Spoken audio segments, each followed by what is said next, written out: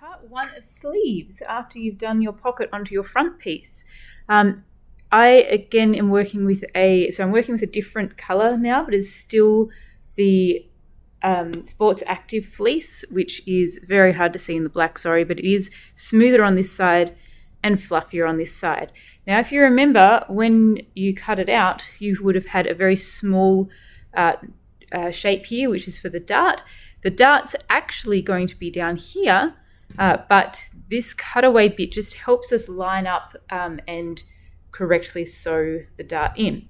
So what I'm going to do, so I've currently got this fluffy side up, smooth side down. So the wrong side is up. I'm just going to push this together at that fold and at that cut, and I'm going to put those two pieces together. Sorry that the black is a bit hard to see on the video. Now I've got the whole thing folded over, so my sleeve's kind of sitting a little bit more like this right now. I'm going to be stitching a diagonal line, so this is where that cut bit is. I'm going to be stitching a diagonal line straight down here, and I want this line to come off, not off, but right to the very, very edge of the folded fabric that's here.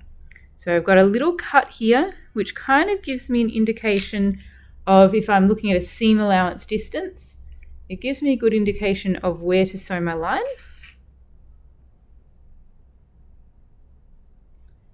So I'm going to be sewing my line down here. Now, on my pattern, it's done something a bit funny. I actually just cut off a student's pattern, so maybe it was not correctly traced. That's okay. So my one is, normally your fabric would meet up there. I'll just have to tweak it a little bit later to make it sit right. So when I sew this, I'm kind of following that pin line that I've got in there, but this last bit, I really want it to come all the way to the very, very edge and really ease off. So I don't want it to sort of suddenly come in like that. I want it to really ease down to that folded edge. And the reason why is that if I stop part way in, it's going to give a funny sort of kink to it. If I do like a big weird curve, it's also going to reshape the fabric from the good side in a really funny way. But if I have a nice smooth line that eases out all the way, I get a really nice end of my dart there. Now those darts are sewn, and I sewed them in a slightly lighter colour, so you might be able to pick up on the camera where that line is stitched. So as you can see at the end, it's come all the way to the very edge of the fabric. It's not stopped in from the fabric. It's come all the way to the fold. And that allows this part to sit nicely. That would sit really in a kind of weird kinky way if that wasn't sewn like that. So now we have a nice start. All right, so now I'm going to put my two sleeve pieces onto my front piece. So my front piece we've already started working on. We put the pocket on it. Now as you can see on here, so these are my two sleeve pieces. There's one part on each that's a little bit higher. So they both point up, but there is one part that comes up higher. That is going to join to the back. So I know that this part and this part are going to join to my front. So now is a good time to lay it all out. So my smaller edge, check it's all getting on the camera for you.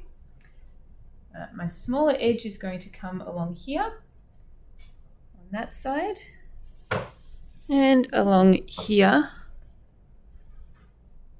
on this side. So this is that curved edge. And right now they look like they're not going to meet each other.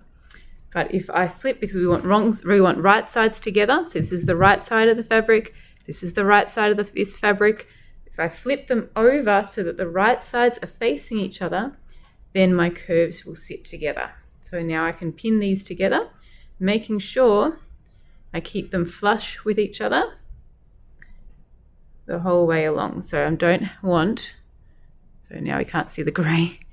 So I don't want to have one poking up higher I want to be the boss of my fabrics and pull them so that those two edges meet nice and flush together like this. So I'll pin these in place and then I'll show you how they look pinned. So here they are pinned together. We're going to be sewing down this side and down this side. So it's the right sides together with the front and the two sleeves. We're not joining these together just yet. So they are now stitched onto my front. So this is looking at the back of the front piece, so the wrong side of the front piece, with a 1.5 centimeter or 5/8 of an inch, which is the 5/8 guideline, seam allowance down the whole way, making sure you follow that edge around. Now I'm going to do the same thing by joining the other edges of the sleeve to the back piece. So flipping the whole thing around. Sometimes it's nice to lay it out as a big sort of circle together. It just might be a little bit hard to show it on the camera. So now it's the first time you'll be getting your back piece, so you might be unpinning your back piece from its pattern. So it's going to sit in here like this. It's almost like one big poncho together. So I'm going to be joining this piece to here and this piece around here. So of course this is going to be as a seam, so I'm going to put right sides together. So I'm going to fold this piece, because it's the good right side, over to this right side together. And lay those out. And then we'll pin them down here. And I'll show you in a moment. I'll do the same thing with the other. So I'll pin them together and then show you how they look. Okay, so this might be a little bit complicated to see, but we have the back. So the black one is the sleeve, the grey one is the back. We have them attached at these two parts, like this. So now I'm going to sew those again as a normal seam allowance, and then I will have, once it all stretches out, it will be looking a little bit like this. There we go, that's a better view from it. Okay, so you can kind of see the neck hole coming on here, like that. And then the two sleeves and the back and the front. Now I've got all of those sewn as seams, which means that when I open them out, they'll look like this. And I'm going to come along and overlock all of my raw edges. Now we're overlocking this as a closed seam, which means we're doing both layers of fabric together, not having to separate them. So just a refresher on the overlocker, remembering that this is a blade, it will cut off anything that's trailing over this edge here. So do be really careful about what you have over there. Also make sure, if I go like this, you might see a little bit of what I'm doing here.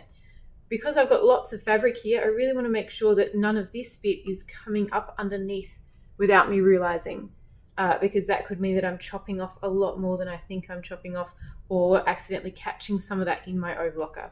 So really make sure that all of your fabric is out that way, and you only have the seam that you're wanting to overlock along here. A reminder that you can't backstitch, or you don't backstitch at all on an overlocker. And you also just have to sort of let the machine take the fabric. I just realized that this one is actually missing a thread. Let me see if I can rethread that, otherwise I'll jump on a different overlocker. Okay, that's all threaded now.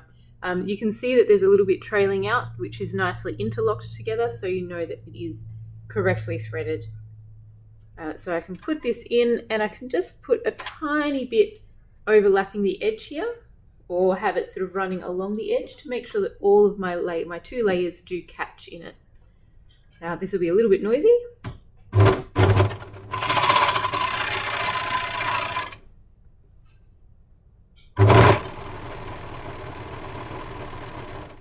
Now where there is a very slight curve to it, rather than following the curve around, I'm going to stretch it to make it straight.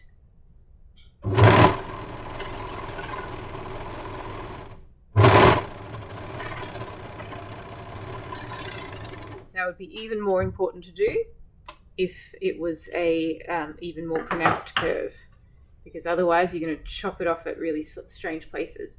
So I'm going to do that with the other 4 raw edges that I have in my seams here, to secure all those edges and have a nice professional finish. And then we'll have a look at where it's up to. So here you can see what the whole piece looks like. This is laid out on the floor because it was the only space big enough that I could show you. All of these edges are overlocked now as a closed seam. We have our neck hole in here. Now our next step, I'm going to put this over here so you can see it well. Alright. Our next step here is we're going to grab the 2 sleeves together, like that, and we're going to flip it out this way. So now you can really see it come together as a full jumper. And we're going to be sewing, excuse me, getting the shot, I normally try and keep myself out of the videos. We're actually going to be sewing the whole way down this line here. Hopefully that's catching my video. Once I've pulled and pushed them together to keep right sides together, we're going to sew all the way down this line here. And again, make them flush with each other. All the way down this line here. So we're going to get our sleeves and our side seams in the one seam. The one thing that you need to note, and I'm going to bring the camera a little bit closer to show you this.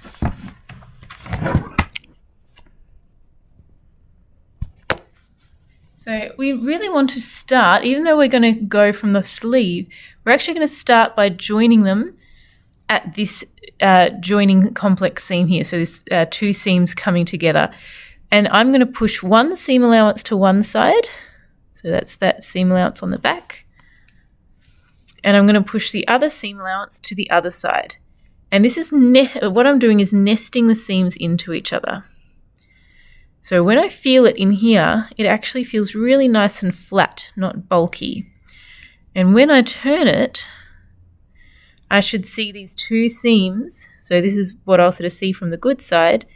2 seams sitting really nicely together, not sitting like that or the other way. So they should be sitting really beautifully together like that when I sew them. So that's doing a really good corner. So I'm going to pin that first before I pin the rest of them.